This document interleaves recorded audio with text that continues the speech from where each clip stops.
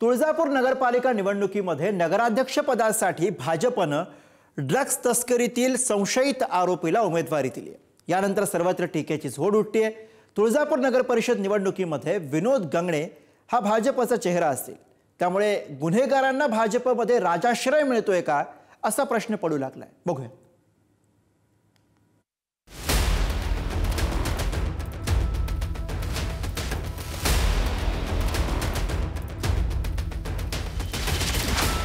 सत्तेची नशा, ड्रग्स तस्कर उमेदवार अशी अवस्था भाजपाची झाली आहे का असा प्रश्न उपस्थित होतोय।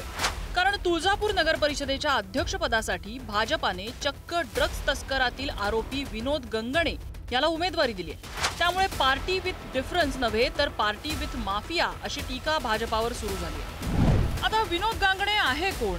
15 फेब्रुवारी 2025 ला तुळजापूर तालुक्यात 2.5 लाखांचं एमटी ड्रग्ज जप्त करण्यात आलं होतं। तुळजापुरात ड्रग्स तस्करीमध्ये पुजारी पेडलर असल्याचं तपासात समोर आलं। तुळजापूर ड्रग्स प्रकरणात विनोद गंगणेसह 35 आरोपी आहेत। फरार आरोपी विनोद गंगणेला 6 जून 2025 ला अटक झाली। 3 महिने तुरुंगवास भोगलेला विनोद गंगणे सध्या जामिनावर बाहेर आहे। विनोद गंगणेला भाजपने तुळजापूर नगर परिषदेच्या नगराध्यक्षपदाची उमेदवारी दिली। विनोद गंगणे यांनी ड्रग्स प्रकरणामध्ये पोलिसांना मदत केल्याचा भाजपचा दावा आहे। कोणतं प्रथम राष्ट्र, नंतर पक्ष आणि नंतर व्यक्ती, आता फक्त पक्ष आणि व्यक्ती, राष्ट्राचं काही झालं तरी चालेल अशा पद्धतीने भारतीय जनता पार्टीचं पूर्णपणे वर्तन देशभरात झालेलं आहे। ड्रग्स तस्करी प्रकरणात अंतिम दोषारोप पत्र कोर्टात दाखल केलेलं नाही। या प्रकरणातील आरोपी विनोद गंगणे याचे 2 गहाळ मोबाईल्सचा शोध सध्या सुरू आहे। मटका बुकी ते ड्रग्स तस्करीतील आरोपी असा विनोद गंगणेचा प्रवास असून त्याला आमदार राणा जगजितसिंह पाटील यांचा राजकीय आशीर्वाद लाभल्याचं बोललं जातंय। अशा परिस्थितीत विनोद गंगणेला भाजपने उमेदवारी देणे हे नैतिकतेच्या दृष्टीने कितपत योग्य आहे असाही प्रश्न काँग्रेसचे नेते विजय वडेट्टीवारांनी केलाय। पहिलं भ्रष्ट लोकांना पवित्र करत होते, आता ड्रग्स प्रकरणात 3 महिने तुरुंगात गेलेली व्यक्ती थेट भाजपकडून उमेदवार आहे। ज्या पोलिसांनी हा विनोद गंगणे पकडला असेल त्यांच्याच मनात प्रश्न निर्माण झाला असेल, आम्ही गुन्हेगार पकडायचे की सरकारला उमेदवार मिळवून द्यायचे? यापुढे ड्रग्ज, चोरी, दरोडा अशा प्रकरणात कारवाई करताना पोलीस 10 वेळा विचार करतील, कारण गृहमंत्री त्याला क्लीन चिट देऊन थेट पक्षात प्रवेश देतील, तिकीट देतील आणि नेता बनवतील। कदाचित यापुढे गृह विभाग असेच गुन्हेगार शोधण्यासाठी विशेष अभियान राबवून भाजपला उमेदवार शोधून देण्याचं राष्ट्रकार्य करेल अशा खोचक पोस्ट विजय वडेट्टीवारांनी केली। ड्रग येतो कुठून ह्या सगळ्या गोष्टी आता सगळ्यांना माहिती आहे आणि त्याच्यामध्ये भाजपचंच त्याच्यामध्ये योगदान आहे आणि म्हणून ड्रग माफियांना तुळजापूरमध्ये आपल्या पक्षात घेऊन आम्ही ड्रग माफियांच्या बरोबर आहे हे भाजपने दाखवून दिलेलं आहे। कोर्टाने शिक्षा दिली, कोर्टाने दोषी ठरवल्यावर मात्र आपण कुठलाही असा निर्णय करत नाही। या केसमध्ये कुठलाही दोषी कोर्टाने ठरवलं नाही आहे। गुन्हे दाखल झाले आणि त्या गुन्ह्याची जमानत झाली आहे।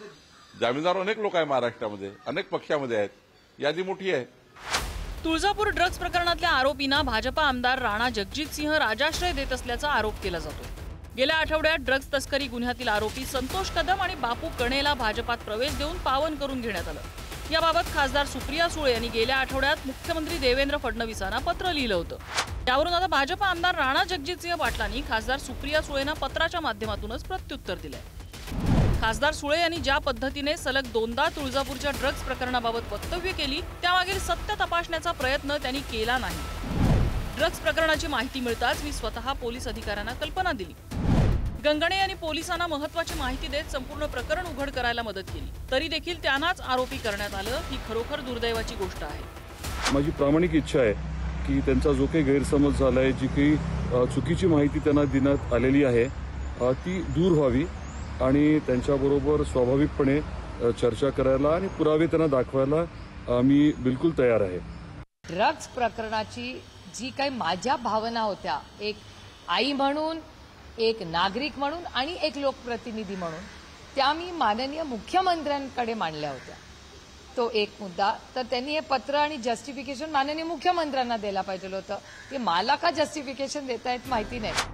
तुळजापूर नगराध्यक्ष पदासाठी महंत इच्छागिरी गगनगिरी महाराज यांना उमेदवारी देण्याच्या सूचना भाजप पक्षश्रेष्ठींनी दिल्या होत्या, मात्र पक्षश्रेष्ठींचा आदेश डावलून आमदार राणा जगजितसिंह पाटलांनी विनोद गंगणेला उमेदवारी दिल्याचं बोललं जातंय। आमदार राणा यांनी ड्रग्ज प्रकरणातल्या अनेक आरोपींना एकाच छताखाली आणत भाजपा प्रवेश देऊन एक प्रकारे पुनर्वसन केलं। त्यामुळे मटका ड्रग्ज या प्रकरणातल्या आरोपींना उमेदवारी देण्यामागे भाजपची इतकी मजबुरी का हा प्रश्न उपस्थित होतो। ब्युरो रिपोर्ट, पुढारी न्यूज।